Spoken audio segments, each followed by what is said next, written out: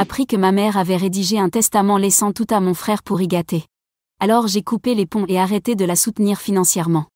Avant de commencer la vidéo, veuillez vous abonner à la chaîne pour plus d'histoires. Parfois, je me demande si tout aurait été différent si mon père n'était pas mort ce matin de printemps. Je n'avais que 6 ans, mais je m'en souviens comme si c'était hier. Papa faisait des pancakes, sa spécialité du dimanche. Il leur donnait toujours des formes rigolotes qui me faisaient rire. Maman mettait la table en fredonnant un air dont je ne me souviens plus. Lily, princesse, viens aider ton vieux père à retourner ses chefs-d'œuvre, m'appelait-il en agitant sa spatule comme une baguette magique. J'ai sauté du canapé, laissant mon lapin en peluche préféré derrière moi, et j'ai couru jusqu'à la cuisine. C'est là que c'est arrivé. La spatule est tombée au sol dans un fracas métallique, et papa s'est agrippé la poitrine, le visage tordu par la douleur. Tout le reste est flou, les sirènes de l'ambulance, les couloirs de l'hôpital, et maman en pleurs. Et tout à coup, papa était parti, nous laissant une maison vide, trop grande, trop silencieuse. Maman n'a pas pleuré longtemps, pourtant. Elle a rencontré Richard dans un groupe de soutien pour parents veufs. Il avait l'air gentil, grand, avec des yeux doux et un sourire apaisant qui me rappelait un peu papa. En moins d'1 an, ils se sont mariés et il a emménagé chez nous. Je faisais de mon mieux pour m'habituer à cette nouvelle figure paternelle quand maman a lâché une autre bombe, elle était enceinte. Je me souviens de son visage rayonnant d'excitation quand elle m'a annoncé que j'allais devenir grande sœur. J'avais 8 ans quand Tommy est né, et c'est là que tout a changé. C'est là que maman a quitté son emploi d'institutrice. Tommy a besoin de moi, disait-elle à chaque fois qu'on remettait sa décision en question. Ces premières années sont cruciales pour le développement d'un enfant. J'avais envie de lui demander si mes premières années n'avaient pas été cruciales, moi aussi, mais les mots restaient coincés dans ma gorge. À la place, je regardais le monde de maman se rétrécir peu à peu jusqu'à ne tourner qu'autour de Tommy. Elle oubliait de préparer mon déjeuner pour l'école, puis semblait surprise quand je disais que j'avais faim au dîner. « Oh, je suis désolée ma chérie », disait-elle distraitement, déjà retournée auprès de Tommy. J'étais si occupée avec le rendez-vous de Tommy chez le médecin aujourd'hui. Ce n'était pas une fois ou deux, c'était devenu notre nouvelle normalité. Richard s'en rendait compte. Je le voyais observer maman avec une moue inquiète pendant qu'elle s'occupait de Tommy, m'ignorant complètement à table. Un soir, alors que je faisais mes devoirs seule, il est venu s'asseoir à côté de moi. « Tu sais, Lily, dit-il doucement en m'aidant avec mes problèmes de maths, parfois les gens sont tellement concentrés sur une chose qu'ils oublient de voir tout le reste. » À mesure que Tommy grandissait, la tension dans la maison devenait impossible à ignorer. Richard a essayé de parler à maman à de nombreuses reprises de son obsession pour Tommy, mais ça finissait toujours de la même façon, maman sur la défensive, en colère. Je me souviens d'un dîner en particulier où Richard a abordé le sujet. Tommy avait 5 ans, jouait avec sa nourriture, pendant que maman tournait autour de lui pour le convaincre de manger une bouchée de plus. « Sarah, dit Richard en posant sa fourchette, il faut qu'on parle. Tu ne peux pas continuer à le couver comme ça. Il a besoin d'apprendre à faire les choses par lui-même. » Le visage de maman s'est immédiatement durci. « Qu'est-ce que tu essaies de dire ? Que je suis une mauvaise mère ? » « Ce n'est pas ce que j'ai dit, et tu le sais, » répondit Richard calmement. « Mais tu as 2 enfants, pas un. Et un mari aussi, au passage. » Je faisais semblant de m'intéresser à ma purée, mais je n'en perdais pas une miette. « Tommy a besoin de moi, » répliqua maman. « Il est encore si jeune. »« Moi aussi, j'étais jeune, » ai-je murmuré, mais personne n'a semblé m'entendre. La situation a atteint son point de rupture quand Richard a proposé d'inscrire Tommy au baseball. J'étais assise dans les escaliers, censée faire mes devoirs, quand je les ai entendus se disputer dans la cuisine. « Hors de question », s'écria maman, la voix aiguë. « Tu sais combien le baseball peut être dangereux ? Il pourrait être frappé par une balle, se tordre la cheville, ou... Bon sang, Sarah, il a besoin de découvrir la vie. Tu ne peux pas le protéger de tout. » Mais maman ne céda pas. À la place, elle inscrivit Tommy à des cours de dessin au centre communautaire. Je me souviens encore de son air boudeur alors qu'il traînait son pinceau sur la feuille pendant que les autres enfants essayaient vraiment d'apprendre. Il abandonna après 3 séances, et maman accusa l'enseignante de ne pas comprendre l'esprit créatif de son fils. Pendant ce temps, Richard commença à passer plus de temps avec moi. Peut-être que c'était sa façon de compenser le comportement de maman, ou peut-être qu'il voyait simplement une gamine qui avait besoin qu'on soit de son côté. Il m'emmenait à mes cours de karaté 3 fois par semaine, assistait à chaque session, applaudissait plus fort que tous les autres parents quand j'obtenais mes ceintures. Mais tandis que je m'épanouissais grâce à l'attention de Richard, Tommy devenait de plus en plus difficile. Il laissait sa chambre en désordre total, jouets et vêtements partout, et maman se tournait vers moi avec ce regard que je redoutais. Lily, sois un amour et nettoie la chambre de Tommy, disait-elle, ce n'était pas une demande, c'était un ordre. Un jour, Richard a découvert cette routine. Ce n'est pas sa bonne, Sarah, protesta-t-il. Il doit apprendre à ranger lui-même. C'est là que maman fondit en larmes, dégainant son arme ultime. Je l'avais vu faire tant de fois. Tu l'aimes plus que ton propre fils. Comment peux-tu traiter Tommy comme ça? J'ai vu le visage de Richard s'effondrer, vu la lutte quitter ses yeux. Il m'a lancé un regard désolé, puis a levé les mains en signe de reddition. Très bien, fais comme tu veux, dit-il doucement en s'éloignant. À partir de ce moment-là, il ne s'est plus disputé avec maman au sujet de Tommy. Mais le regard qu'il m'adressa disait tout, il n'avait pas renoncé à moi, même s'il avait cessé de se battre avec elle. C'était un petit réconfort, mais parfois, ce sont les petits réconforts qui nous tiennent debout. Le jour de la remise des diplômes du lycée fut doux amer. En robe et coiffe, je balayais la foule du regard, et je vis Richard, rayonnant de fierté. Maman était là aussi, mais elle ne cessait de regarder son téléphone, probablement en train d'écrire à la baby-sitter de Tommy. Plus tard dans la soirée, Richard m'a appelé dans son bureau. J'ai mis de l'argent de côté, dit-il en sortant un dossier rempli de brochures universitaires. Tu peux aller où tu veux, Lily. Le ciel est la limite. Avant que je ne puisse répondre, maman a fait irruption. Tu n'es pas sérieux? S'exclama-t-elle. Cet argent devrait être réservé pour l'avenir de Tommy. Il en aura plus besoin. Le visage de Richard se durcit, cette expression que je lui connaissais bien lors de ses confrontations. C'est non négociable, Sarah. J'ai déjà pris ma décision. J'ai fini par choisir l'université Marshall, en Virginie occidentale. Assez loin pour prendre un nouveau départ, mais pas trop pour pouvoir revenir de temps en temps. Le jour où Richard m'a aidé à emménager dans ma chambre universitaire, maman n'a pas pu venir parce que Tommy avait une crise d'angoisse à l'idée qu'elle parte. La vie à l'université était exactement ce dont j'avais besoin. Pour la première fois, je me sentais libre de l'ombre de l'enfant moins préféré. J'appelais la maison chaque semaine, mais mes conversations se faisaient surtout avec Richard. Maman était toujours trop occupée avec Tommy. Ton frère traverse une phase difficile, m'a expliqué Richard pendant un de nos appels. Sa voix sonnait fatiguée. Il traîne avec des gamins qui ne sont pas une bonne influence. J'ai essayé de l'inscrire à des activités extrascolaires, mais ta mère. Laisse-moi deviner, les jeux interrompus. Elle a dit que tu étais trop dur avec lui? Exactement. Il a poussé un soupir. Elle dit que je ne comprends pas à quel point il est sensible. Mes visites à la maison sont devenues de plus en plus rares à mesure que le comportement de Tommy se dégradait.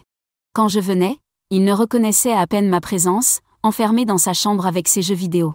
Les rares fois où je l'apercevais, il semblait pâle et en colère, les yeux rivés sur ses écrans. Après l'obtention de mon diplôme, j'ai décroché un poste chez Deloitte, dans leur division de conseil. Je suis resté en Virginie occidentale, construisant ma carrière tout en observant à distance mon frère s'enfoncer dans son isolement auto-imposé. Lors d'une de mes rares visites, j'ai frappé à sa porte. « Tommy, tu veux aller déjeuner? C'est moi qui régale. » Tout ce que j'ai entendu en retour, ce sont des tirs de fusil venant de son jeu maman, qui passait dans le couloir, a simplement haussé les épaules. Il n'est pas d'humeur à voir du monde aujourd'hui. Il est très stressé, tu sais. Le contraste entre nos vies ne pouvait pas être plus flagrant. Tandis que je poursuivais mes objectifs professionnels, Tommy collectionnait des réussites virtuelles, soutenues par les excuses incessantes de maman. Le regard déçu de Richard disait tout, mais à ce moment-là, même lui avait largement abandonné l'idée d'intervenir. À 27 ans, j'avais enfin assez économisé pour verser un acompte sur mon propre logement. Ce n'était pas énorme, juste un appartement, une chambre dans un quartier correct, mais il était à moi. Le jour où j'ai reçu les clés, je n'arrêtais pas de sourire. Toutes ces années de repas dans des sacs en papier et de refus d'acheter des vêtements de marque avaient enfin porté leurs fruits. Vous devez tous venir le voir, ai-je dit lors de mon appel hebdomadaire. J'organise une pendaison de crémaillère samedi prochain. Je ferai le dîner. Richard, je vais même préparer ta lasagne préférée. Je ne manquerai ça pour rien au monde, ma puce, a répondu Richard avec chaleur. La voix de maman a coupé la conversation. Oh, ma chérie, je ne pense pas qu'on pourra venir. Tommy a quelque chose de prévu ce jour-là. Prévu? Je n'ai pas pu cacher mon scepticisme. Quel genre de choses prévues? Des choses très importantes, a répondu maman de manière évasive. J'entendais le bruit du jeu vidéo de Tommy en arrière-plan. Le jour de la pendaison de crémaillère, seul Richard est venu. Il a apporté une plante en pot et une bouteille de vin. Ta mère t'embrasse, a-t-il dit. Mais nous savions tous les deux que c'était un mensonge. Pendant le dîner, Richard m'a expliqué ce qui se passait réellement à la maison. Tommy, désormais âgé de 20 ans, n'avait pas mis les pieds à l'université et passait ses journées à jouer ou à traîner avec ses copains de beuverie. Richard avait essayé de l'aider, en lui proposant un poste dans son entreprise de construction. Juste pour commencer, tu vois. Tout le monde doit bien commencer quelque part. Mais Sarah. Il secoua la tête. Sarah a dit que ce serait dégradant pour lui. Tu te rends compte? Elle a dit que Tommy était trop intelligent pour faire du travail manuel. Trop intelligent pour travailler, mais pas trop pour vivre au crochet de ses parents, ai-je murmuré. Richard m'a adressé un sourire triste. J'essaie, Lily. Mon Dieu, j'essaie. Ce fut notre dernière vraie conversation. 2 ans plus tard, j'ai reçu l'appel qui a tout changé. Richard s'était effondré au travail. Une crise cardiaque massive, comme mon père. Le temps que j'arrive à l'hôpital, il était déjà parti. Les funérailles furent irréelles. Maman en fit tout un spectacle, sanglotant bruyamment et racontant à qui voulait l'entendre quel merveilleux mari Richard avait été. Nous étions si heureux, gémissait elle. Comment allons-nous faire sans lui? Je regardais sa performance avec un mélange de dégoût et de pitié. Ses larmes n'étaient pas pour Richard. Elles étaient pour elle-même. Je voyais les rouages tourner derrière son masque de douleur. Richard avait été l'unique soutien financier. Sans son revenu, comment allait-elle maintenir Tommy dans le confort auquel il était habitué? Tommy, lui, n'avait même pas pris la peine de mettre un costume convenable. Il est venu en pantalon froissé et en polo défraîchi. Il a passé la majeure partie de la cérémonie les yeux rivés sur son téléphone, pendant que maman s'excusait, il gère son chagrin à sa manière. Debout devant la tombe de Richard, je ne pouvais m'empêcher de penser que l'histoire se répétait. Un autre père, une autre crise cardiaque, un autre enterrement. Sauf que cette fois, j'étais assez âgée pour tout voir clairement, y compris le fait que les larmes de maman concernaient davantage son compte en banque que son cœur brisé. 1 an après la mort de Richard, j'avais pratiquement perdu tout contact avec maman et Tommy. Les rares nouvelles que j'en recevais venaient des appels sporadiques de tante Linda. Ils s'en sortent avec les économies de Richard, m'a-t-elle dit. Ta mère a vendu sa Chevrolet le mois dernier. Les outils de son atelier sont partis avant ça. J'essayais de ne pas m'en soucier. Vraiment. Mais quand le numéro de maman est apparu un mardi soir sur mon téléphone, mon cœur a quand même raté un battement. Lily? Sa voix était plus faible que dans mes souvenirs. J'ai besoin que tu rentres, s'il te plaît. Quelque chose dans son ton m'a poussé à réserver un vol pour le lendemain. Quand je suis arrivée devant notre ancienne maison, je l'ai à peine reconnue. La pelouse, autrefois parfaitement entretenue par Richard, était envahie de mauvaises herbes. La peinture s'écaillait sur les cadres des fenêtres, et un volet pendait de travers. Mais ce n'était pas que la maison qui avait mal vieilli. Maman a ouvert la porte, et j'ai dû me retenir de pousser un cri. La femme dynamique que je connaissais avait été remplacée par quelqu'un qui paraissait 20 ans de plus que son âge réel. De profondes rides marquaient son visage, et ses cheveux, autrefois soigneusement coiffés et colorés, laissaient apparaître de nettes racines grises. Entre, a-t-elle dit en me conduisant au salon. La maison sentait le renfermer, et la vaisselle s'accumulait dans l'évier. Une fine couche de poussière recouvrait tout.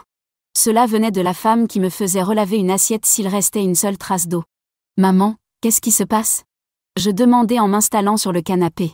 Un ressort me rentra dans la cuisse, encore une chose que Richard aurait réparée immédiatement. Elle craqua presque aussitôt. On est à court d'argent, Lily. Ma pension couvre à peine les factures, et les économies. Elle tordait ses mains sur ses genoux. Elles sont presque épuisées. Et Tommy? Est-ce qu'il aide financièrement? Le visage de maman fit une sorte de danse étrange entre l'embarras et la défensive. Il cherche du travail. Ce n'est pas de sa faute, ses employeurs, ils ne le comprennent tout simplement pas. Le dernier boulot voulait qu'il commence à 8h du matin. Tu sais bien que Tommy n'est pas du matin. Et celui d'avant, il voulait qu'il fasse du travail manuel. Avec son intelligence. Je sentis ma mâchoire se crisper. Maman, à son âge et sans expérience, il ne peut pas vraiment se permettre d'être difficile pour. Tu ne comprends pas, me coupa-t-elle, sa voix montant d'un cran, ce ton familier qui précédait toujours une défense de Tommy. Puis, d'un coup, son ton changea. Lily, on a besoin de ton aide. On ne s'en sortira pas sans toi. Je déteste te demander ça, mais ta carrière marche si bien. Je savais ce qui allait suivre. Une partie de moi voulait refuser, lui rappeler toutes les fois où elle avait choisi Tommy au lieu de moi. Mais en voyant son visage marqué, ses mains tremblantes, ses yeux suppliants, je ne pus m'y résoudre. De combien avez-vous besoin? Quand elle dit $1 500 par mois, je faillis m'étrangler. C'était une part importante de mon salaire. Mais je me retrouvais à hocher la tête malgré tout. Où est Tommy, maintenant? Demandai-je en me préparant à partir, regrettant déjà ma décision. Oh, il est à un entretien, répondit maman avec un léger regain d'enthousiasme. Un poste très prometteur dans une entreprise tech. Par la fenêtre, je voyais pourtant la lumière de la chambre de Tommy allumée et le scintillement familier de son écran d'ordinateur. Certaines choses ne changent jamais. Fidèle à ma promesse, je mis en place un virement automatique de $1500 sur le compte de maman chaque mois. Chaque fois que je voyais cette somme prélevée, je me répétais que c'était la bonne chose à faire. Même si cela signifiait repousser mes projets d'agrandir mon appartement ou d'acheter une voiture neuve. Je recommençais à venir plus souvent, même si chaque visite me donnait l'impression d'entrer dans une capsule temporelle. Tommy était toujours là, scotché à son écran ou affalé sur le canapé avec une bière à la main. Alors, cette recherche d'emploi ? Je demandais. Mêle-toi de tes affaires, répondait-il sèchement. Parfois, il se contentait de grogner avant d'augmenter le volume de son jeu. Pendant les fêtes, je ne supportais plus l'état du salon, le papier peint se décollait, et une tache d'eau au plafond aurait rendu Richard fou. J'utilisais donc mon bonus de Noël pour faire venir des ouvriers. Quand maman se fit une entorse en février, je l'appelai pour prendre de ses nouvelles. Ce n'est pas si grave, dit-elle, même si je pouvais entendre la douleur dans sa voix. Tommy t'aide au moins ? Il est occupé avec des entretiens en ligne. J'engageai une aide à domicile le lendemain. Les économies prévues pour mes vacances couvrirent ces 3 semaines de salaire. Puis vint le jour où, en entrant chez nous, je tombai nez à nez avec une inconnue affalée sur le canapé. Elle avait l'air sortie d'une émission de télé-réalité, ongles en plastique capables de servir d'armes, maquillage chargé, vêtements laissant peu de place à l'imagination. Elle faisait défiler son téléphone, entouré de sachets de chips vides et de canettes de soda. « Qui êtes-vous » demandai-je, même si je savais déjà la réponse. Tommy sortit de sa chambre. « C'est Candy » annonça-t-il. « Ma fiancée. Elle vit ici maintenant. » Candy ne leva même pas les yeux, se contenta de faire éclater son chewing-gum bruyamment. Je la regardai, abasourdie, alors qu'elle piochait dans le sac de courses que je venais de ramener et s'emparait des biscuits de luxe que j'avais achetés pour maman. Enchantée, murmurai-je entre mes dents. Plus tard, j'appelai maman pour connaître son avis sur la situation. Oh, Lily. Elle semblait plus animée que je ne l'avais entendue depuis des mois. N'est-ce pas merveilleux ? Tommy se stabilise enfin. Candy a une si bonne influence sur lui. Il n'est pas sorti boire avec ses horribles amis depuis des semaines. C'est parce qu'elle boit toute ma bière importée à la maison, pensai-je, me rappelant les bouteilles vides dans le bac de recyclage. Mais je me retins de commenter. Et il parle de trouver un emploi, poursuivit maman, tout excitée. Le cousin de Candy connaît quelqu'un dans une start-up tech. Tommy dit que ça pourrait être sa grande chance. Je fis des bruits vagues, pensant à la douzaine de grandes chances que Tommy avait déjà évoquées au fil des ans. Mais maman était si heureuse, dans sa bulle d'espoir perpétuel, que je n'eus pas le cœur de la faire éclater. Ma prochaine visite commença comme les autres. Je jonglais avec les sacs de courses en ouvrant la porte d'entrée, puis je m'arrêtai net. La maison ressemblait à une zone sinistrée, vaisselle sale empilée dans l'évier, restes de plats à emporter sur toutes les surfaces, vêtements éparpillés dans le salon. Candy, comme toujours, affalée sur le canapé, pianotait sur son téléphone avec ses ongles impeccables. Elle ne leva même pas les yeux quand je posai les sacs. « Tu sais, dis-je d'un ton sec, tu vis ici sans rien payer, tu manges la nourriture que je fournis. La moindre des choses serait de faire un peu de vaisselle. » Elle leva enfin les yeux, un petit sourire narquois aux lèvres couvertes de gloss. « Pour qui tu te prends à donner des ordres ici ? Ce n'est pas ta maison. »« J'ai grandi ici, » répliquai-je. « Tu n'es qu'une invitée. » Elle éclata de rire, un son dur et triomphant qui me glaça. « Oh ma chérie, tu fais erreur. Cette maison appartient à Tommy maintenant. Ta mère lui a tout signé. Il y a un testament et tout. » Je trouvai maman dans la cuisine, en train de trier des coupons qu'elle n'utilisait jamais. « C'est vrai ? » demandai-je, la voix étrangère à mes propres oreilles. « Tu as fait un testament laissant tout à Tommy ?» Elle évita mon regard au début, tripotant les papiers devant elle. Puis son expression se durcit. « Oui, dit-elle sèchement. C'est vrai. Je ne comprends pas. » Soufflai-je. « C'est moi qui t'aide. C'est moi qui envoie de l'argent chaque mois. Tommy ne travaille pas, il ne contribue à rien. Ne parle pas de ton frère comme ça. » s'exclama-t-elle. « Tu ne le comprends pas, tu ne l'as jamais compris. » Comprendre quoi ? Que c'est un parasite ? Qu'il est parfaitement content de vivre à mes crochets pendant que sa copine transforme notre maison en dépotoir ? Arrête ton cinéma, coupa-t-elle. Le visage de maman se tordit en quelque chose que je ne reconnus pas. Tu veux la vérité ? Je ne t'ai jamais aimé comme j'aime Tommy. Il est meilleur que toi, dans tout ce qui compte vraiment. Et je ne veux plus te voir ici. Ces mots m'ont frappé comme des coups physiques. Pendant toutes ces années, je m'étais convaincue que maman m'aimait, qu'elle avait juste une manière différente de le montrer. Qu'au fond, derrière son obsession pour Tommy, elle tenait aussi à moi. Maintenant, je savais. Je me suis retournée et je suis sortie, le rire triomphant de Candy me suivant dans le couloir. 21 années d'espoir, d'excuses, de tentatives pour gagner l'amour de ma mère, tout cela s'est terminé avec le déclic discret de la porte se refermant derrière moi. Le trajet en voiture depuis chez maman fut flou. Je ne me souviens pas des 4 heures de route, ni d'avoir monté les escaliers jusqu'à mon appartement, ni même de m'être assise sur le canapé. Mais je me souviens très clairement du moment de lucidité en regardant l'application bancaire sur mon téléphone. Le virement automatique vers le compte de maman, 1500 $. Chaque mois. Depuis 1 an. Mon doigt est resté un instant suspendu au-dessus de l'écran, puis j'ai cliqué d'un geste net, annuler le paiement récurrent. Les semaines suivantes, je me suis plongée dans le travail, tentant d'ignorer ce vide dans mon budget qui ressemblait désormais à une opportunité plutôt qu'à un fardeau. J'ai commencé à me renseigner sur des options d'investissement pour l'argent que j'envoyais jusque-là. Peut-être que je pouvais enfin commencer à économiser pour acheter ma propre maison, une vraie maison, pas juste un appartement.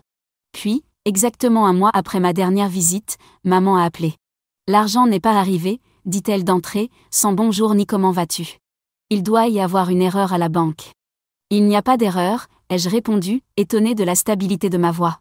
J'ai annulé les virements. Un silence stupéfait a suivi, avant qu'elle n'explose. « Tu quoi ? Comment oses-tu ? Après tout ce que j'ai fait pour toi ?» J'ai éclaté de rire. « Tout ce que tu as fait pour moi ? Comme quoi, maman ? M'avoir ignorée ? M'avoir forcée à être la bonne de Tommy ? M'avoir dit que tu ne m'avais jamais aimée ? C'est différent, répondit-elle avec ce ton qu'elle utilisait toujours pour défendre Tommy. Tu sais bien que j'étais en colère. Mais tu ne peux pas arrêter de nous aider comme ça. On compte sur cet argent. Tommy et Candy planifient des vacances à Cancun, ils en ont besoin. Des vacances ? Les jeux interrompus, ma voix montant d'un cran. Tommy a besoin de vacances de quoi, exactement ? De jouer aux jeux vidéo ? De boire de la bière ? Laisse-moi te dire un truc, maman, ce que Tommy a besoin, c'est d'un travail. Comment oses-tu parler de ton frère comme ça ? Tu es juste jalouse parce que... Parce que quoi ? Parce que tu lui as tout légué ? Très bien. Tu as fait ton choix. Maintenant, c'est à lui de s'occuper de toi. Petite ingrate, petite mercenaire. Le reste de sa tirade s'est transformé en un flot d'accusations et d'exigences. Je l'ai laissé râler un moment avant de reprendre calmement. Au revoir, maman. Ne me rappelle plus jamais. Et j'ai bloqué son numéro avant qu'elle puisse répondre. Mais maman n'en avait pas fini. Les semaines suivantes, les messages ont commencé à pleuvoir de tous les côtés. Messages Facebook sur ses difficultés à payer les factures. Commentaires Instagram me traitant de fille indigne. Email détaillant tous les sacrifices qu'elle aurait fait pour moi, la plupart dont je n'avais aucun souvenir. Tommy s'est joint à elle, m'envoyant des textos agressifs, accusant. « Maman pleure à cause de toi. T'as intérêt à recommencer à envoyer de l'argent, sinon. » Je l'ai bloqué lui aussi, mais pas avant d'avoir répondu. Voilà une idée folle, trouve-toi un travail. Même Candy a tenté de me contacter via LinkedIn, je te jure, avec un long message expliquant que je brisais le cœur de ma pauvre mère et que Tommy était trop sensible pour supporter le stress d'un emploi. Je dois lui reconnaître une certaine créativité, au moins. Voilà 6 mois que ça dure. Je ne sais pas comment ils vont, et pour la première fois de ma vie, je ne ressens aucune culpabilité. Peut-être qu'ils ont enfin compris que Tommy devait se prendre en main. Peut-être qu'ils attendent encore que je cède et recommence à envoyer de l'argent. Peut-être qu'ils ont trouvé quelqu'un d'autre à manipuler. La vérité, c'est que je n'ai pas besoin de savoir. Ce que je sais, c'est que les 1500 $ que je leur envoyais chaque mois sont maintenant versés dans un fonds pour la compte de ma maison. Je sais que je dors mieux la nuit, sans messages furieux ou appels culpabilisants pour me réveiller. Je sais que Richard serait fier de me voir enfin me défendre. L'autre jour, je suis passée devant un chantier et j'ai vu un panneau « On recrute ». Pendant un instant, j'ai envisagé de prendre une photo et de l'envoyer à Tommy. Mais je me suis contentée de sourire et de continuer ma route. Leurs problèmes ne sont plus les miens. Enfin, après toutes ces années, je suis libre.